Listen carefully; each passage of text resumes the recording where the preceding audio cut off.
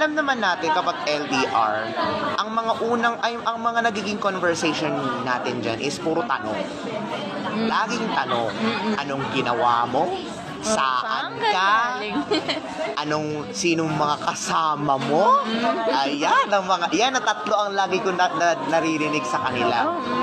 So, what's your take on that? Na pwede bang tanungin yon araw-araw sa kanya?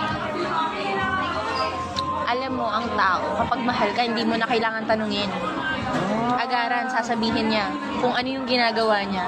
And hindi ako din yung tao na may ganun siyang hinihingi sa akin na, sabihin mo naman, update mo naman ako on time, from time to time, ganyan, kinemberlo, na sa ginagawa mo, kasi nag-aalala din ako, ganito siya. Pero hindi ako nag-e-expect ng ganun na tatanungin ko siya kung